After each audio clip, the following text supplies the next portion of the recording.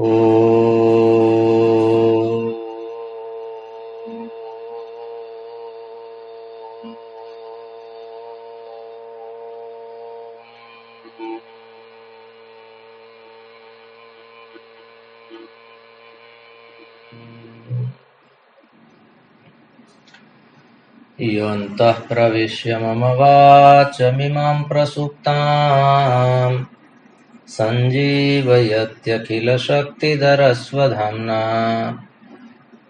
अन्यांश्च हस्तचरणश्रवणत्वगादीन् प्राणान्नमो भगवते पुरुषाय तुभ्यम्। अनन्याश्चिन्तयन्तो माम् ये जनाः पर्युपासते तेषां नित्याभियुक्तानां योगक्षेमं वहाम्यहम्। सदाशिवसमारम्भां शङ्कराचार्यमध्यमाम् अस्मदाचार्यपर्यन्तां वन्दे गुरुपरम्पराम्। गुरुर्ब्रह्मा गुरुर्विष्णुः गुरुर्देवो महेश्वरः गुरुः साक्षात् परं ब्रह्म तस्मै श्री गुरवे नमः। ओम शांति शांति शांति। परम श्रद्धेयाः परम पूज्याः अस्य प्रभासतीर्थस्य अधिष्ठातारः प्रथम ज्योतिर्लिंगाः भगवन्तः श्री सोमनाथचरणाः भगवन्तः पुराण पुरुषोत्तमाः अस्माकं सद्गुरवः पूज्याः गुरवः तथा च शास्त्रप्रणयिनः विद्याव्यासंगिनः श्रवणभक्तिनिष्ठाः सद्ग्रन्थं सेवमानाः भवन्तः सर्वेऽपि सज्जनाः स्वजनाश्च। भगवतः पुराणपुरुषोत्तमस्य कृपाप्रसादेन विभोर्वात्सल्येन च अद्य पुनरेकवारम् अस्माभिः भाद्रपदमासे कृष्णपक्षे सप्तम्यां गुरुवासरे एतदनुसारम् अक्टोबर् मासस्य पञ्चमे दिनाङ्के त्रयोविंशति-उत्तर-द्विसहस्रतमे वर्षे विद्याव्यासङ्गं कर्तुं शास्त्रचर्चां कर्तुं भगवत्पादानां श्रीमच्छङ्कराचार्याणां वाणीं गातुं श्रोतुं च अवसरः सम्प्राप्तः। इदमस्ति अस्माकं समेषां परमं सौभाग्यम्। अत्रावसरे भवत्सु विराजमानं परमात्मानं नत्वा भवतां सर्वेषां स्वागतं च कृत्वा पुनरेकवारं वयं मङ्गलाचरणपूर्वकं सद्ग्रन्थं सेवयामः। सर्ववेदान्तसिद्धान्तगोचरं तमगोचरं गोविन्दं परमानन्दं सद्गुरुं प्रणतोऽस्म्यहम्।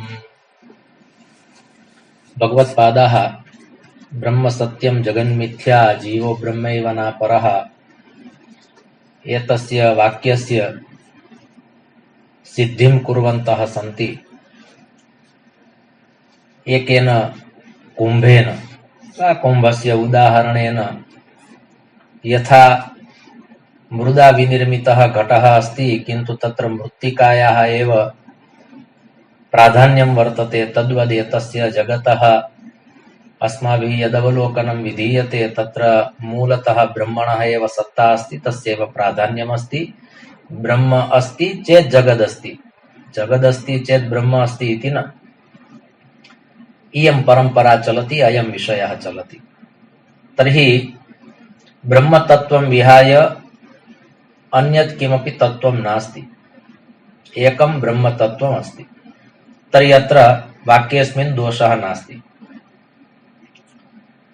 किन्तु यदि कश्चित् कथयति ब्रह्मतत्त्वं विहाय अपि अन्यत् तत्त्वम् अस्ति, तस्यापि सत्ता अस्ति चेत् कश्चित् जनः यथा निद्रायां प्रलपति तद्वत् सः जाग्रतावस्थायां प्रलपति वा निद्रावस्थायां प्रलपति तद्वत् जाग्रतावस्थायाम् अयं प्रलपति इति न, अपितु अयमपि निद्रावस्थायामेव अस्ति, स्वप्नावस्थायामेव अस्ति।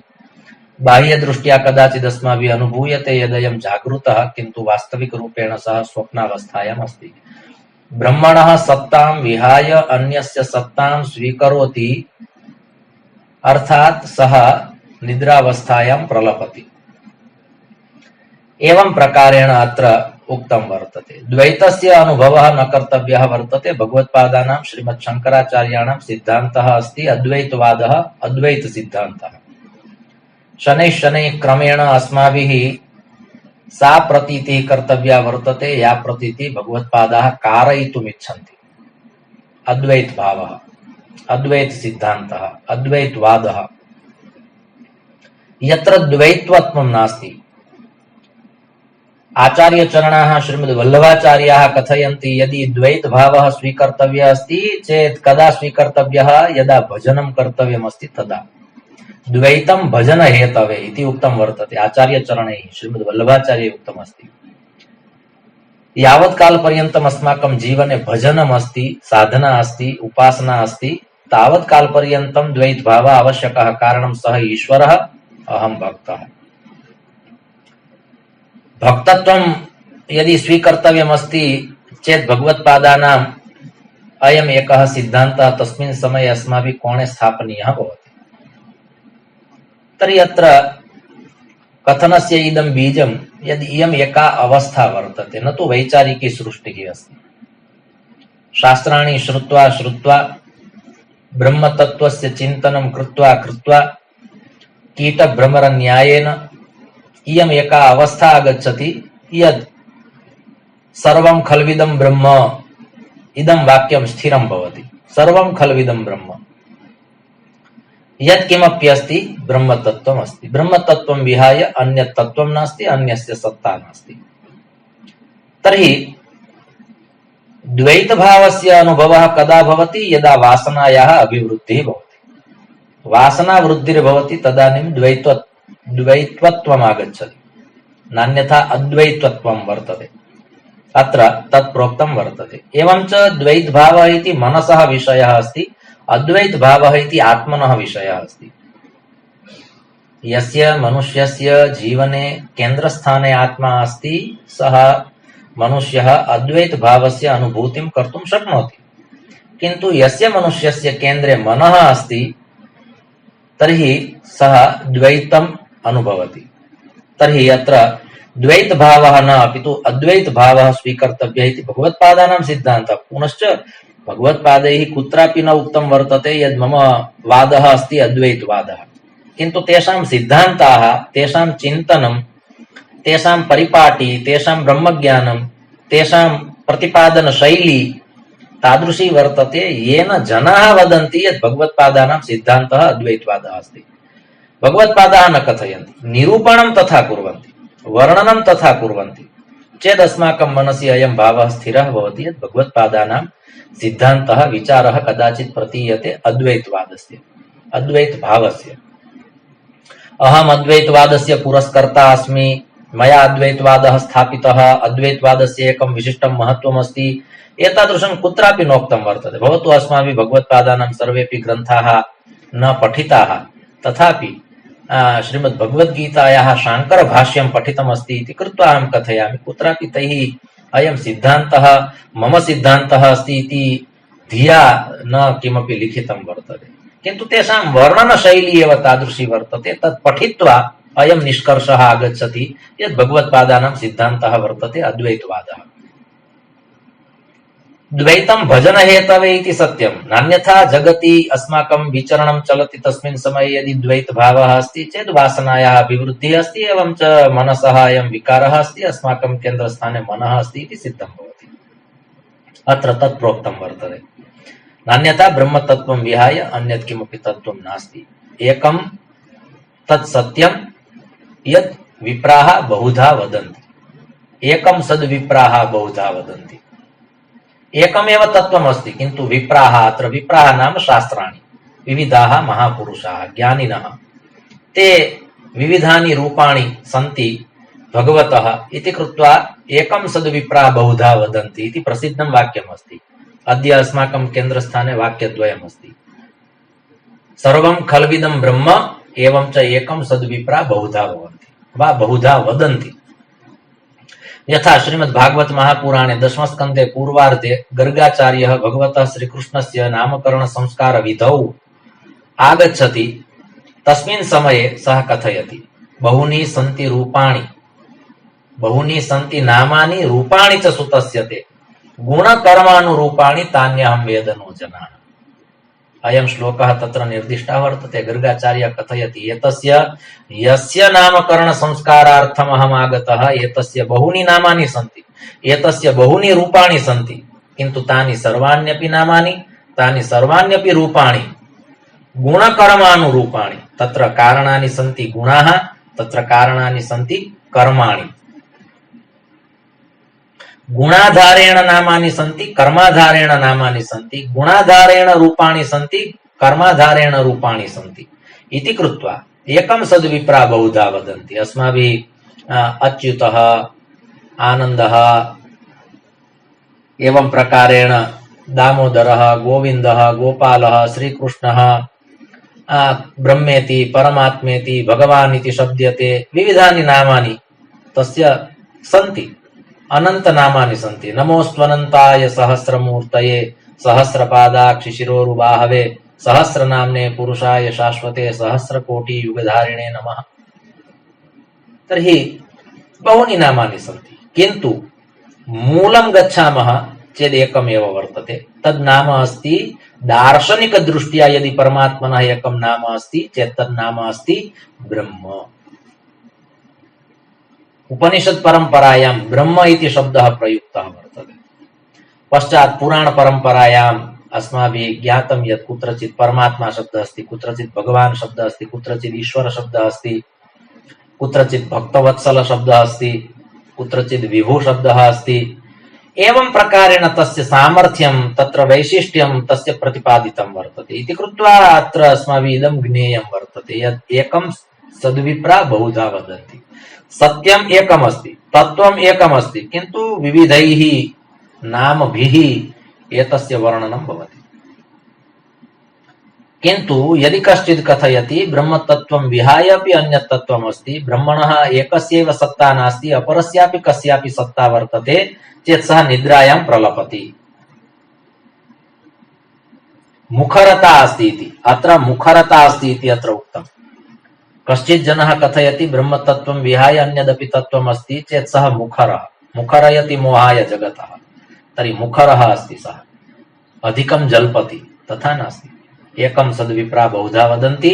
एवं च सर्वं खल्विदं ब्रह्म, इदं सर्वं यत्किमपि अस्ति दृग्गोचरं यद् भवति, बाह्यजगति अस्माभिः यद् अनुभूयते, आभ्यन्तरजगति च अस्माभिः यद् अनुभूयते, तद् ब्रह्मतत्त्वम् एकमेव तत्त्वं वर्तते। अतः अयं प्रबुद्ध पुरुषः, ज्ञानी पुरुषः, भगवत्पादः श्रीमत् शंकराचार्यः कथयति यदिदं सत्यम्, इदमेव सत्यम्, इदं परं सत्यम्, किन्तु एतस्य परमसत्यस्य स एव स्वीकारं न करोति यस्मिन् अहंकार प्राबल्यं वर्तते। अहंकारः अधिकः यत्र अस्ति तत्र इदं भवति, तत्र द्वैत भावः अस्ति। भगवत्पादैः श्रीमदाचार्यचरणैः वल्लभाचार्यैः उक्तं द्वैतं भजनहेतवे, तत्र स्पष्टतया उक्तं वर्तते यत् भजनकाले एव द्वैत भावः। यदा भजनं पूर्णतां गच्छति पुनः अद्वैत भावे अस्माभिः आगन्तव्यं। भवतु तेषां सिद्धान्तः वर्तते शुद्धाद्वैतवादः, किन्तु अद्वैत शब्दः तत्र अस्ति, शुद्धाद्वैतवादः। शुद्ध भावेन पुनः अहम् अद्वैतं भवामि, अद्वैते भवामि। यथा श्रीमद्भागवत महापुराणे ताः सर्वाः गोप्यः भगवन्तं श्रीकृष्णं प्राप्य तत्र लिखितं वर्तते भगवता वेदव्यासेन, ताः सर्वाः गोप्यः उपनिषद् विद्यापरायणा नासन्, वेद विद्यापरायणा नासन्, पुराण विद्या परंपरा परायणा नासन्, एकापि विद्या तादृशी नासीत् या विद्या तासु गोपीषु पूर्णतया आद्योपान्त रूपेण स्यात्। तथापि ताः गोप्यः एकं विशिष्टं भावम् अनुभवन्ति। कारणं किम्? केवलं भजनकाले एव द्वैत भावः अस्ति, अन्यथा सर्वत्र अद्वैत भावेन ताः तिष्ठन्ति इति कृत्वा इयम् एका अवस्था वर्तते, भावदशा वर्तते अद्वैत भावस्य। यत्र कुत्रापि भवामः, किन्तु एतस्मिन् भावे भवामः चेत् न कोऽपि निकटे अस्ति, न कोऽपि दूरे अस्ति। यो यस्याभिमतस्य तस्य निकटे दूरेऽपि वा वल्लभः, यो हि यस्य प्रियो जनः। तर्हि अत्र यः यस्य प्रियः जनः अस्ति तदर्थं किमपि दूरं न भवति। तद्वदत्र प्रोक्तं वर्तते। एतेषां सिद्धान्तानाम् एकः एव निष्कर्षः वर्तते। इदं यत् प्रकरणं चलति, विवेकचूडामणिः इति प्रकरणग्रन्थः अस्ति, अत्र विविधानि प्रकरणानि सन्ति। तत्र इदं प्रकरणं चलति ब्रह्मात्मैक्यं, ब्रह्मतत्त्वम् आत्मतत्त्वम् ऐक्यतत्त्वम् अस्ति, इदं प्रकरणं चलति। 10 श्लोकानां 15 श्लोकानां 5 श्लोकानां तत्र संख्या निश्चिता नास्ति, किन्तु संख्या श्लोकानाम् एकः गुच्छः अस्ति। तेन एकेन गुच्छेन कस्यचित् एकस्य विषयस्य स्पष्टता कृता वर्तते इति कृत्वा अयं प्रकरणग्रन्थः अस्ति। तत्र विविधानि प्रकरणानि सन्ति। यथा पञ्चकोशानाम् अस्माभिः अभ्यासः विहितः, तर्हि तदेकं प्रकरणमासीत्, कोशप्रकरणम्। तत्र क्रमेण अस्माभिः ज्ञातम् अन्नमयकोशः कः, प्राणमयकोशः कः, मनोमयकोशः कः, विज्ञानमयकोशः कः, आनन्दमयकोशः कः इति अस्माभिः ज्ञातम्। किन्तु अयमात्मा कोशातीतः इदमपि अस्माभिः ज्ञातं, कारणं भगवत्पादैः तत् सिद्धं कृतम् इति कृत्वा अस्माभिः ज्ञातम्। अतः अत्र उक्तं वर्तते यद् अयं प्रबुद्धमहापुरुषः कथयति एकं सद्विप्रा बहुधा वदन्ति इति उपनिषदः यद्वचनमस्ति तद्वचनमत्र श्लोकेन स्पष्टं सिद्धं च करोति। एवं च सर्वं खलविदं ब्रह्म, इदमपि वचनम् उपनिषदः अस्ति इति कृत्वा तद्वचनमपि अत्र सिद्धं भवति। एकं ब्रह्मतत्त्वमस्ति, एकस्य ब्रह्मणः सत्ता अस्ति, तां सत्तां विहाय अन्यत् किमपि नास्ति। इदं तत्त्वं परमं तत्त्वं वर्तते इति अस्माभिः ज्ञातम्। इतः परम् अग्रे भगवत्पादाः कथयन्ति ब्रह्मे वेदं विश्वमित्येव वाणी श्रौति ब्रूतेऽथर्वनिष्ठा वरिष्ठा तस्मादेतद् ब्रह्ममात्रं हि विश्वं नाधिष्ठानात् भिन्नतारोपितस्य। एवं प्रकारेण श्लोकः वर्तते। ब्रह्मैवेदं विश्वमित्येव वाणी। आदौ एतस्य श्लोकस्य अस्माभिः पदच्छेदः विधीयते। ब्रह्म एव इदं विश्वम् इति एव वाणी श्रौति ब्रूते अथर्वनिष्ठा वरिष्ठा तस्मात् एतत् ब्रह्ममात्रं हि विश्वं न अधिष्ठानात् भिन्नता आरोपितस्य इति पदच्छेदः वर्तते। एतस्मिन् विषये आरोपः न कर्तव्यः भवति। शास्त्रपरम्परायाम् अयम् एकः गुणपक्षः अस्ति। अत्र आरोप प्रत्यारोप विषये न किमपि उक्तम्, किन्तु अत्र उक्तं वस्तुतः इदं सम्पूर्णं विश्वं ब्रह्मतत्त्वमस्ति, सम्पूर्णं विश्वं ब्रह्मतत्त्वमस्ति। इयं वाणी अथर्ववेदस्य वर्तते। श्रौति वाणी ब्रूते इति उक्तं श्लोके। किमुक्तं श्लोके? तर्हि श्रौति ब्रूते, अत्र श्रौति नाम वेदः वदति। अस्माकं द्विविधा धारा वर्तते, श्रुतिपरम्परा स्मृतिपरम्परा। एका श्रुतिपरम्परा अस्ति, द्वितीया स्मृतिपरम्परा नास्ति। सा स्मृतिपरम्परा एव श्रुतिपरम्पराम् अनुसरति। महाकवि कालिदासः रघुवंशे एतस्मिन् विषये वदति। किं वदति? यथा अग्रे अग्रे राजा दिलीपः गच्छति, पृष्ठे पृष्ठे तस्य पत्नी सुदक्षिणा गच्छति। कया रीत्या? यथा वेदस्य अनुसरणं, यथा श्रुतेः अनुसरणं स्मृतिः करोति, तद्वद् इयं सुदक्षिणा दिलीपस्य अनुसरणं करोति। यदा गौसेवा कर्तव्या अस्ति तदा, अन्यत्र परिभ्रमणाय न, अपि तु गौसेवायां यदा वसिष्ठमुनिना अयं राजा नियुक्तः, एवं च राजा दिलीपः गोसेवां करोति, तस्मिन् समये अग्रे धेनुः अस्ति, अर्थात ब्रह्मतत्त्वम् अस्ति। तस्य पृष्ठे आत्मा वर्तते, एवं च तस्य पृष्ठे अर्थात तस्य पृष्ठे वेदः अस्ति, वेदस्य पृष्ठे श्रुतेः पृष्ठे स्मृतिः अस्ति। श्रुतेरिवार्थान् स्मृतिरनुअगच्छत्। एतादृशः तत्र एकः श्लोकः निर्दिष्टः वर्तते। तस्या कुरन्या सपवित्र पांशुरपांशुलानां धुरिकीर्तनीय मार्गं मनुष्य स्वधर्म पत्नी श्रुतेरिवार्थान् स्मृतिरनुअगच्छत् इति तत्र श्लोकः निर्दिष्टः। महाकवि कालिदासेन तत्र उत्तमा उपमा प्रदत्ता वर्तते। यथा स्मृतिः श्रुतेः अनुसरणं करोति, तद्वत् गोसेवां कर्तुं दिलीपस्य अनुसरणं करोति इयं सुदक्षिणा। अत्रापि उक्तं श्रौति ब्रूते, एवं च शब्दः अत्र निर्दिष्टः वर्तते अथर्वनिष्ठा वरिष्ठा। अनेन श्लोकेन एकः भावः समुत्पन्नः भवति। कदाचित् भगवत्पादैः उपनिषत्सु भाष्यं लिखितं वर्तते। उपनिषत्सु भाष्यं लिखितम् अस्ति। प्रायः याः 10 प्रधानाः उपनिषदः सन्ति, ईशकेन कठप्रश्न मुण्डमाण्डुक्य तित्तिर छान्दोग्यमैतरेयं च बृहदारण्यकं 10, एताः 10 प्रधानाः उपनिषदः सन्ति। तर्हि अथर्ववेदस्य एका उपनिषद् अस्ति मुण्डकोपनिषत्। तर्हि मुण्डकोपनिषदि यदा भाष्यं विरचितं तस्मिन् समये एतादृशः कश्चित् सिद्धान्तः तत्र आगतः स्यात्। यः सिद्धान्तः एतस्य श्लोकस्य रचनावसरे तेषां स्मृतिपटले कदाचित् आगतः स्यात् इति कृत्वा अत्र उक्तं श्रौति ब्रूते अथर्वनिष्ठा वरिष्ठा। अत्र अथर्ववेदस्य निष्ठा। तर्हि प्रश्नः भवति, अथर्ववेदस्य निष्ठा कुत्र अस्ति? तर्हि अस्माभिः इदं स्वीकर्तव्यं भवति यद् अथर्ववेदस्य निष्ठा पूर्णरूपेण स्थिता वर्तते मुण्डकोपनिषदि। कालक्रमेण अस्माभिः नाम युष्माभिः नाम अस्माभिः कदाचित् मुण्डकोपनिषदि कः विषयः प्रतिपादितः, यदि एतस्य अध्ययनं क्रियते चेत् अयमेव निष्कर्षः आगमिष्यति, तत्र एकस्य ब्रह्मणः एव सत्ता स्थापिता वर्तते। इदम् एकं ब्रह्मतत्त्वमस्ति, इदम् एकम् एव ब्रह्मतत्त्वमस्ति, एतादृशः कश्चित् सिद्धान्तः मुण्डकोपनिषदि अथर्ववेदस्य इयम् उपनिषद् अस्ति इति कृत्वा तत्र अयं सिद्धान्तः वर्तते। अतः भगवत्पादाः अत्र निगदन्ति, विवर्णयन्ति, प्रतिपादयन्ति श्रौति ब्रूते। बहु उत्तमः अयं शब्दः उक्तः वर्तते, श्रौति ब्रूते, अर्थात् वेदः वदति। साक्षात् वेदपुरुषः आगत्य वदति, एतादृशी अनुभूतिः तैः महापुरुषैः कृता स्यात् इति कृत्वा अत्र उक्तं श्रौति ब्रूते। ब्रूते इति आत्मनेपदं प्रयुक्तं। कश्चित् वदति, वैखर्यावाण्या यदि उच्यते चेत् प्रायः सर्वेपि शृण्वन्ति, येषां श्रवणेन्द्रियं योग्यमुचितं च वर्तते, कार्यान्वितम् अस्ति, ते श्रोतुमर्हाः, शृण्वन्ति।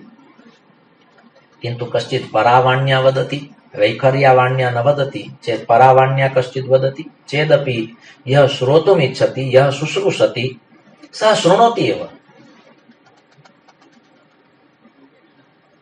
सदा सर्वदा वैखर्यावाण्याः एव आवश्यकता न भवति। अत्र श्रौति ब्रूते, वेदः वदति। वेदः वदति इति प्रसिद्धम् अस्ति। वेदः वदति, वेदः न वक्ष्यति चेत् कः वक्ष्यति? किन्तु वेदस्य वाणी सर्वेपि अवगन्तुं श्रोतुं न शक्नुवन्ति। किन्तु भगवत्पादः तत्र समर्थमहापुरुषः अस्ति इति कृत्वा सः वदति श्रौति ब्रूते। अथर्वनिष्ठा वरिष्ठा, अत्र वरिष्ठा नाम श्रेष्ठा। अथर्ववेदस्य अयं सिद्धान्तः मम मनसि स्थिरः जातः। सः सिद्धान्तः कः? तर्हि सः सिद्धान्तः अस्ति एकस्य ब्रह्मणः एव सत्ता वर्तते। कश्चित् सिद्धान्तः, कश्चित् मन्त्रः मुण्डकोपनिषदि तादृशः स्यात्। अस्माभिः मुण्डकोपनिषदः स्वाध्यायः कर्तव्यः भवति। तत्र प्रतिपाद्य विषयः कः वर्तते यदि वयं ज्ञास्यामः चेत् निष्कर्षरूपेण इदमेव निर्गमिष्यति। विश्वासः अस्ति। तथापि अत्र भगवत्पादाः कथयन्ति तस्मात् एतद् ब्रह्ममात्रं हि विश्वम्।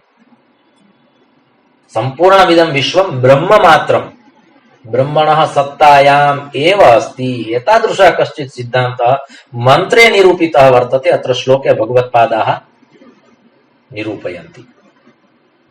नाधिष्ठानात् भिन्नतारोपितस्य ब्रह्म एव इदं विश्वम् इति एव वाणी। इयम् एका एव वाणी वर्तते।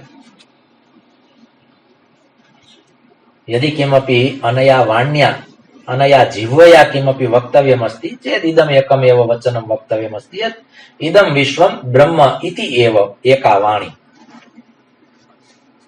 पश्चात् भगवत्पाद महापुरुषाणाम् अयम् एकः गुणपक्षः वर्तते। इदम् अहं कथयामि, मम मतम् अस्ति, मम सिद्धान्तः अस्ति, मम नियमः अस्ति, मया अनुभवः कृतः, मम अनुभूतिः अस्ति, एतादृशं ते न वदन्ति।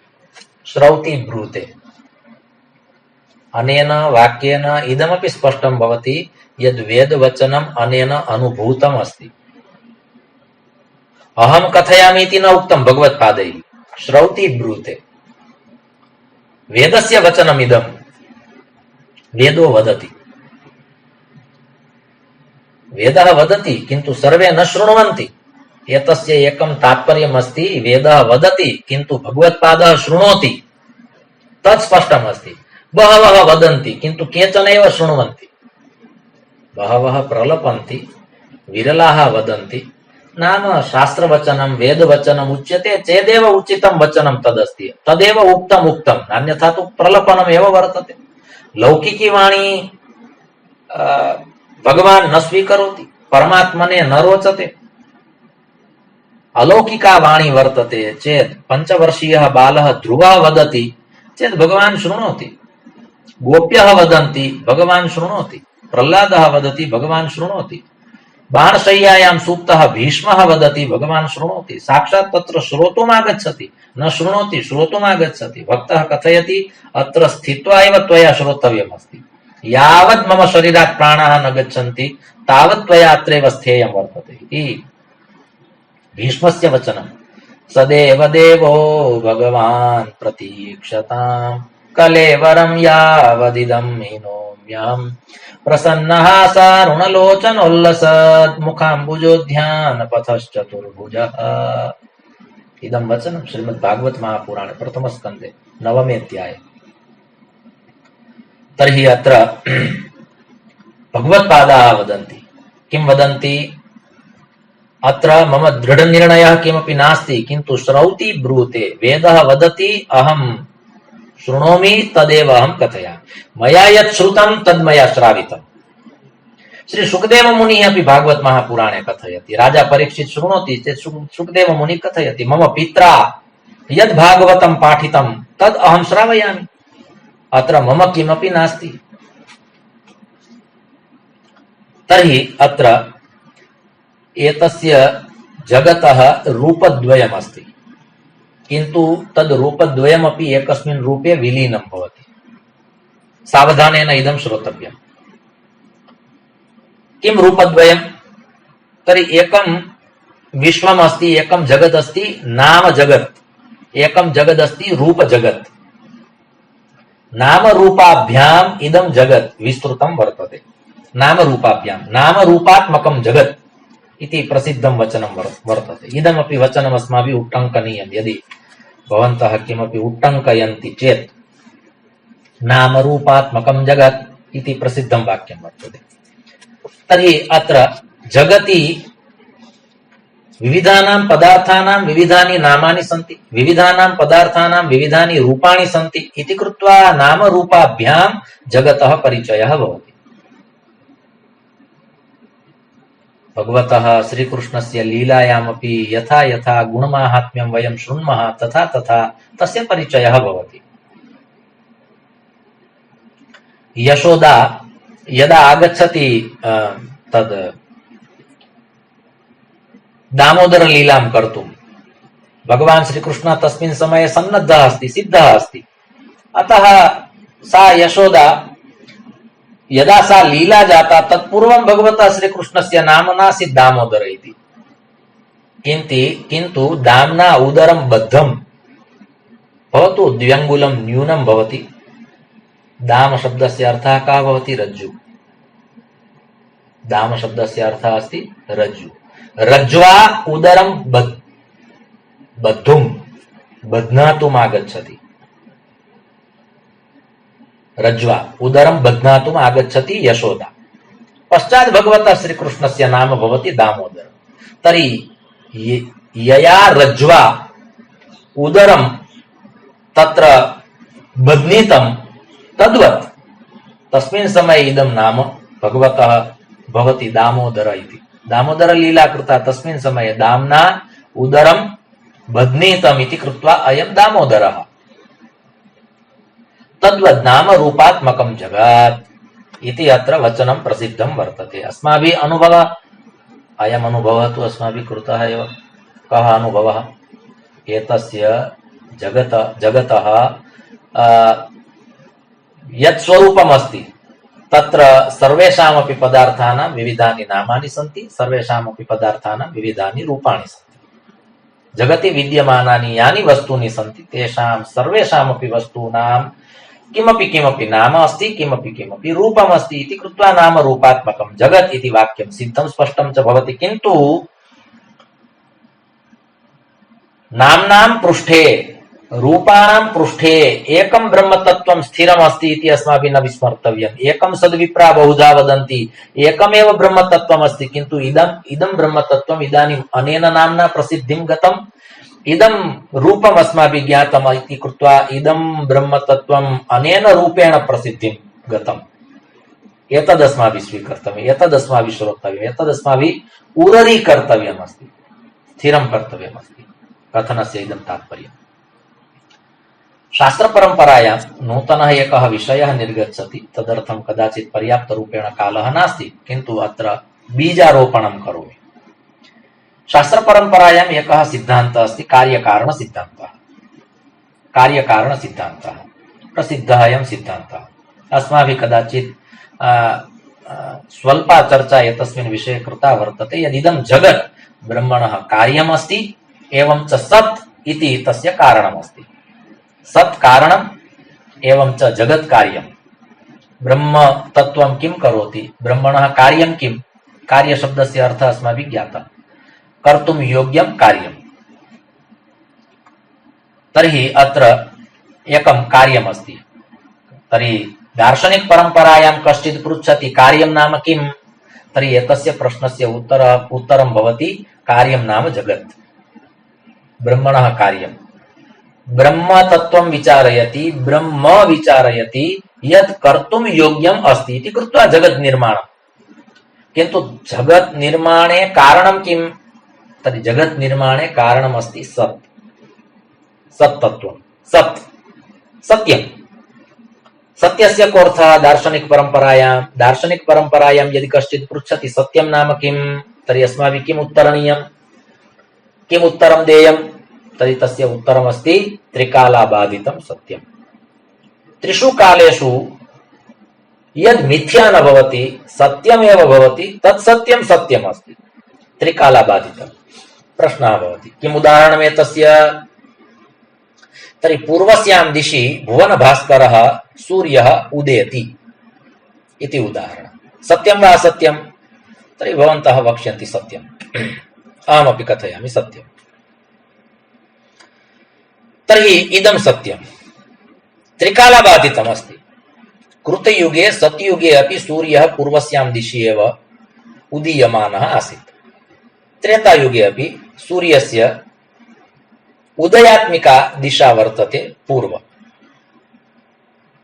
द्वापरयुगे अपि तथैव। कलिकाले अपि अस्माभिः अवलोक्यते यत् पूर्वस्यां दिशि भुवनभास्करः भवति, उदयाचलं प्राप्नोति, अस्ताचलं गच्छति चेत् पुनः पश्चिमदिशि स अस्ताचलं गच्छति। सत्यं वा असत्यम् इदं, तर्हि इदं सत्यं। किमर्थं, त्रिकालाबाधितं सत्यम् अस्ति इति। चन्द्रः शीतलतां यच्छति, विभुः वात्सल्यं वर्षति, परमात्मा कृपां करोति, एतत् सर्वं त्रिकालाबाधितं सत्यम् अस्ति। अतः सत्यस्य यदा व्याख्या देया भवति तदानीं सा व्याख्या का भवति, त्रिकालाबाधितं यत् सत्यम्। एकोऽपि कालः तादृशः नास्ति यः कालः बाधकः भवति सत्यप्रतिपादने चेत् तत् सत्यं सत्यं न भवति। सत्यव्रतं सत्यपरं त्रिसत्यम्। अत्र त्रिसत्यम् इत्यस्य अयमेव अर्थः वर्तते। भूतकाले अपि यस्य सत्ता आसीत्, वर्तमानकाले अपि यस्य सत्ता वर्तते, भविष्यत्काले अपि यस्य सत्ता भविष्यति इति त्रिसत्यम्, त्रिकालाबाधितं सत्यम्। तर्हि सत्यम् अस्ति कारणं, जगत् अस्ति कार्यम्। अतः अत्र भगवत्पादाः कथयन्ति यद् इदं कार्यम् एव कारणरूपेण कुत्रचित् प्रकटितं भवति। कार्यकारणसम्बन्धः यत्र अस्ति तत्र कार्यं कदाचित् कारणे विलीनं भवति, कारणं कदाचित् कार्ये विलीनं भवति। इयमपि एका अवस्था वर्तते। अयमपि एकः दार्शनिकः सिद्धान्तः अस्ति। एतस्मिन् विषये अपि चिन्तनम् अनिवार्यं वर्तते। कारणम् अस्माभिः अद्वैत भावे गन्तव्यमस्ति। अद्वैत भावः स्वीकर्तव्यः अस्ति चेत् पुनः कार्यकारणयोः सम्बन्धः इत्यस्मिन् विषये विचारयामः चेत् एकमस्ति कार्यं, द्वितीयमस्ति कारणं चेत् पुनः तत्र द्वैत भावः आगमिष्यति। अतः भगवत्पादः अत्र अथर्ववेदस्य विशिष्टां निष्ठां प्रदर्शयन्तः वदन्ति, कथयन्ति, निरूपयन्ति यत् श्रौति ब्रूते। एकस्यैव वेदस्य उल्लेखः कृतः अत्र कारणम् अन्येषां सर्वेषां वेदानामपि अत्र परिणतिः भवति, विरामः भवति। सर्वे वेदा वदन्ति, सर्वे वेदा वदन्ति इति सत्यं, किन्तु एकः एव घोषः वर्तते वेदानाम्। अतः अत्र श्रौति ब्रूते इति उक्तम्, श्रौत्यः वदन्ति इति नोक्तम्। अतः अत्र अस्माभिः इदं स्वीकर्तव्यम्, इदं कार्यं परमात्मनः यद् कार्यम् अस्ति, कार्यं नाम जगत्। दार्शनिक परम्परायां यदा कार्यम् इति शब्दः उच्यते चेत् तस्य अर्थः अस्माभिः स्वीकर्तव्यः भवति जगत्। कारणम् इति उच्यते चेत् तस्य अर्थः अस्माभिः स्वीकर्तव्यः भवति सत्यम्। एवं प्रकारेण सत्यं कारणमस्ति, जगत् कार्यमस्ति। एतयोः द्वयोः अपि अग्रे गत्वा विलीनीकरणं भवति एकस्मिन् एव। तर्हि कार्यकारणसम्बन्धः अपि अन्ततो गत्वा अद्वैतभावे तिष्ठति। अतः तत्र सादृश्यं वर्तते।